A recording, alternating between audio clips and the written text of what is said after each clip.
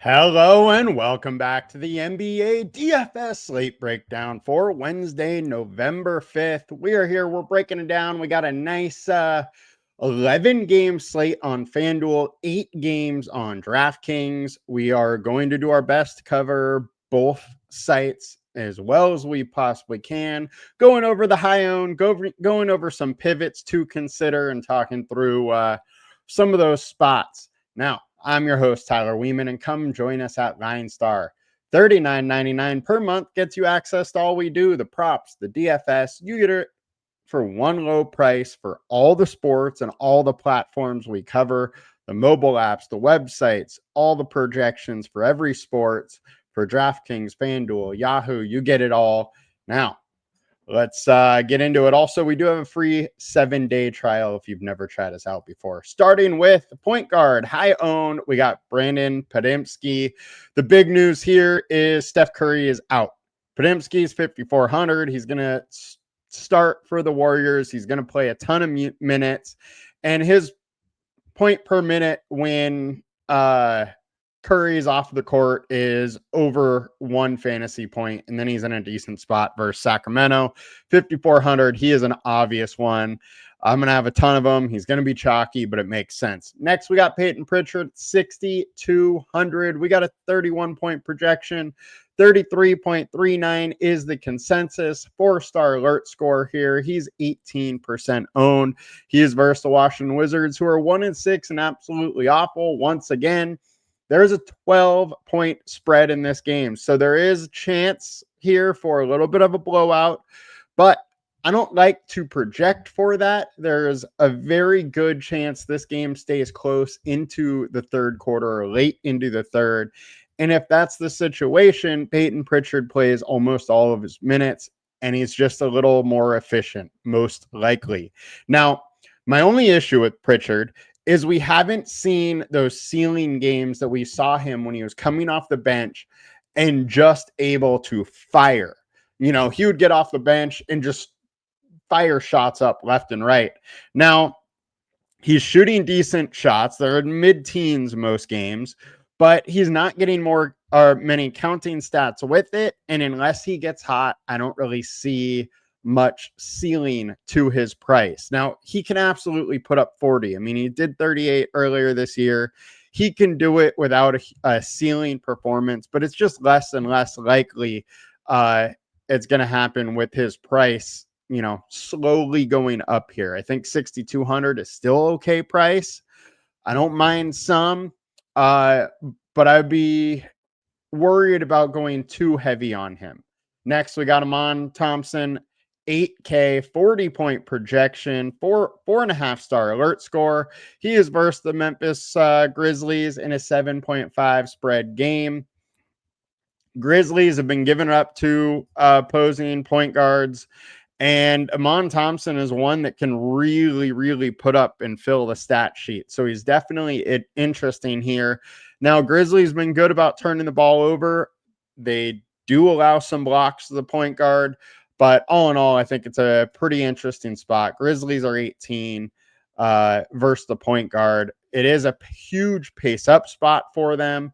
So there's definite interest here. He's been flirting with 40 the last 3 games. At 8K, you could do worse, but you really need him to be able to have one of those ceiling games. With KD there, it's just harder to hit that full ceiling because KD soaks up so much usage. On the other side, we got John Moran at 7,900. I am a little intrigued by Ja here. He played 35 minutes the other night, so that's good. He's getting it done. He's being efficient. And Houston hasn't been good versus point guard. So there's definitely path to success here. I would like to see his price a little bit lower than he is, but he has just an enormous ceiling at his price. So we got to consider it. Cade Cunningham at 10.3K versus Utah Jazz, 9.5 spread. So we're going to want this one to stay close for Cade to really be able to hit that ceiling. If it means playing some Utah players, by all means, I would probably make sure you have some. Yusuf Nurkic is one I really like tonight.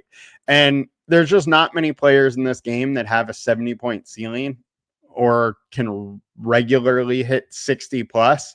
And Cade is one of those guys, and 10.3 is not priced out. It's a great matchup. Jazz haven't been good. They've been allowing opposing offenses score 125 points a game. So very interested here at a game that is going to be a very high paced pace, with both teams being over a 102 pace, 232.5 total. Very interested in some Cade. Now, we talked Maxi yesterday, 9.9K. I wasn't coming off it. It was in a good spot. Now, this is a tough spot, but he's still only 9.9K, and the man has hit 59 plus in 5 of 7 games. And people are kind of going elsewhere. I mean, the spot is not good. I get it.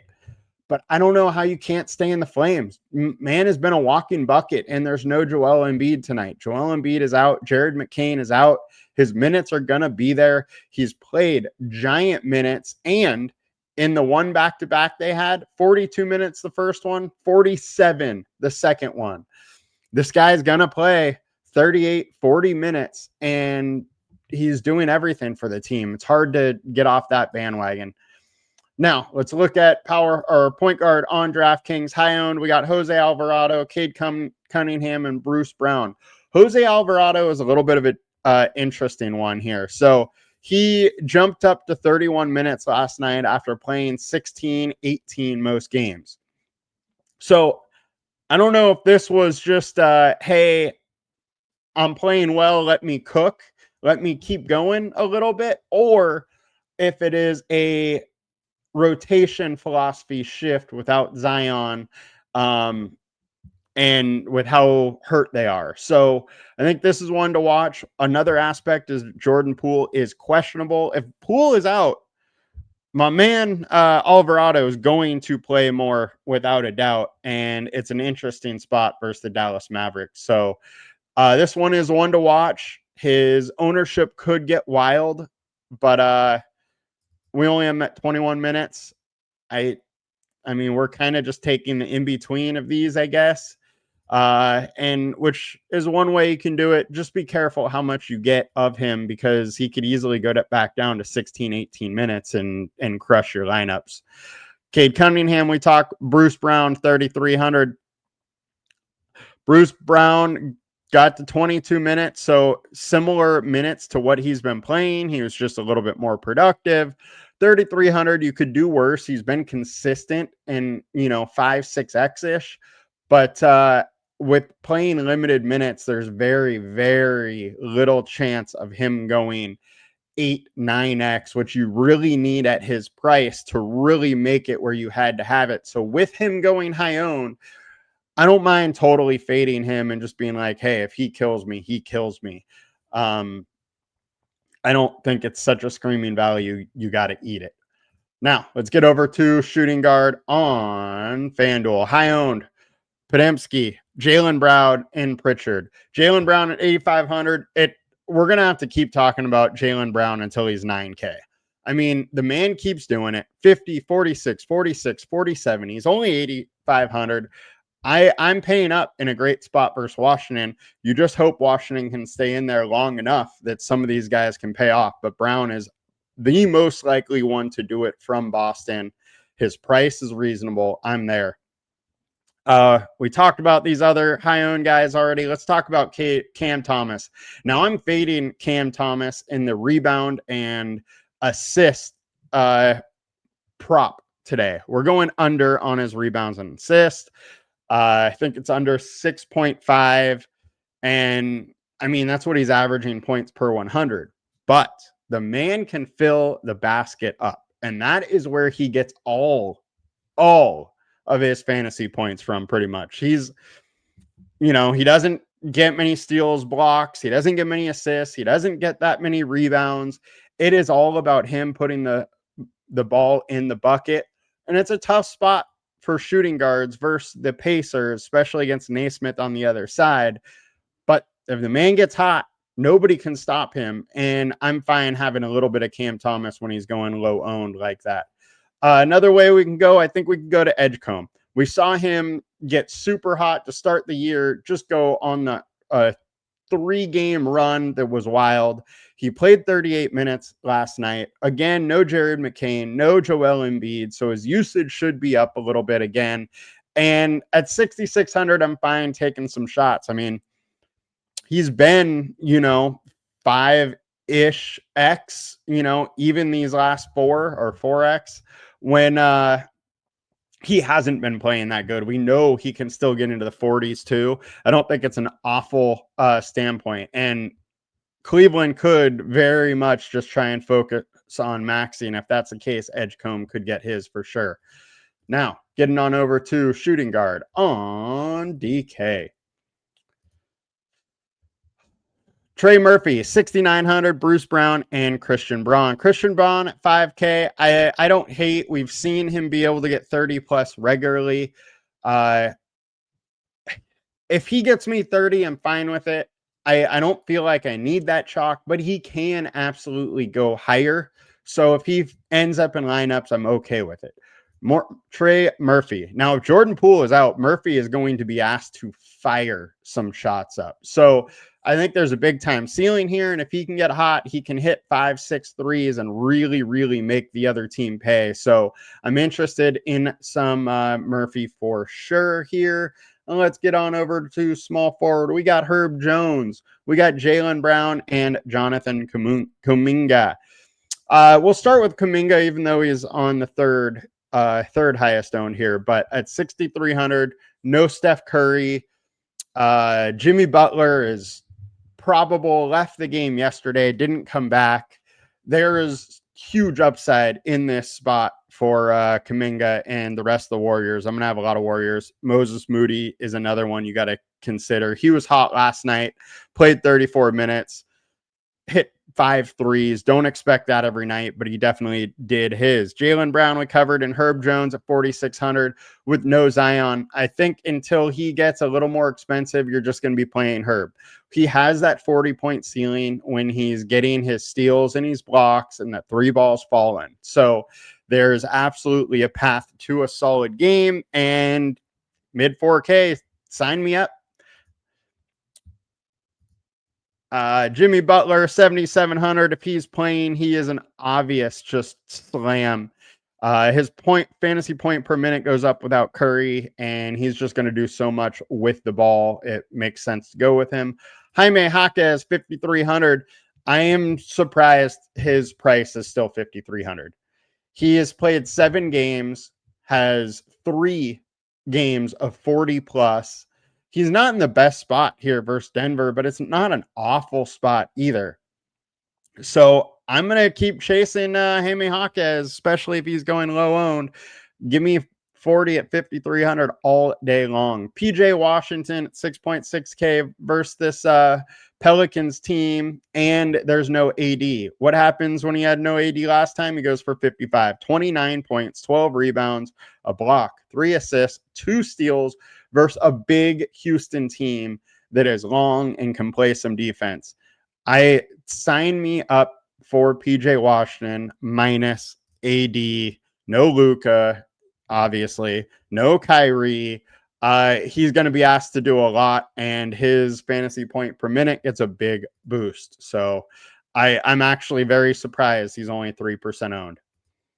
Now, small forward on DK, Jarris Walker, 5,800, fine getting some. Herb Jones, Jaylen Brown, we talked about them all, like it. Saddiq Bey, without Zion, he played 27 minutes. For his price, I would say it's fairly likely of a 6X, and there's absolutely 7, 8X potential. So I'm fine playing some Saddiq Bey there. Power forward, Herb Jones, Isaiah Stewart at 5K. The man put out 60 versus Memphis last game. Hard to not want to go back to that, especially in a good spot versus the Jazz. As long as Tobias Harris is out, he should play big time minutes, and I think Tobias is out again. Let me Let me check that because I do not remember exactly what is up with Tobias. Where are you, Pistons? Yep, Tobias is out. So yeah, without Tobias, he's starting. He's probably playing decent minutes. I like it. And we talked about everybody. Oh, bam, Adebayo, 8,200 versus Denver, 241.5 total. If Miami stays in this game, it is likely because Bam or Jaime Jaquez is really getting it done. We have 3 straight games of Bam playing very well. He can get hot. He has to do a ton for this team, and this is a spot that he can absolutely do it. Now, the downside is he hasn't really done too much versus Denver the last 2 years here. So that's the one thing I want to point out here. Now, power forward on DraftKings: Walker, Siakam, Stewart, Tariq Queen. Queen only played 18 minutes, just absolutely stacked the stat sheet. So I don't think we can expect this kind of game again, but I would expect 15, 16, 17 minutes with Zion out there. There's absolutely a path. Missy is also out. So there's a path 2 minutes, and he's been good when he's seen time. So I don't totally hate it, especially where you can put him for power forward. I wouldn't want to lock him into my center spot just because there's so much upside in center. And on to the center spot on FanDuel. Stewart, Siakam, Walker, Duren, all make sense. Yusuf Nurkic is the one I want to talk about that's a little lower owned in a pivot. Shockingly, he played 31 minutes last game. Now, when Nurkic plays 31 minutes, you're usually expecting a much bigger game. He only got 30. Game before, he got 22 from 22 minutes. I would expect his minutes somewhere in between 22 and 31. We have him at 26 right now. I would say 27.5, 27, 28, firmly in possibility. And this is a guy that over his last 20 starts at 1.37 fantasy points per minute. It's been 1.16 over the last 5. He is due for some positive regression. I wouldn't say that is who he's going to be as a Jazz, this 1.37 guy, but 1.2, 1.25 in a decent spot makes a lot of sense here. So I'm going to have some Yusuf Nurkic. I think the ceiling is giant. He can absolutely get mid 40s, and he's at 5,500. So there's definitely some interest there. Now on to center on DK. Nurkic at 5,300 is the high own. Stewart, Jokic, Queen. Jokic at 12K. I'm never going to tell you not to play Jokic. He is a beast and can go off whenever. So, well, that's going to do it for us today, guys. Please come join us at Lionstar. $39.99 per month gets you access to all we do, or you can get a free 7-day trial. Please like, comment, and subscribe to our channel. It helps us out a ton. I will see you guys later. Peace.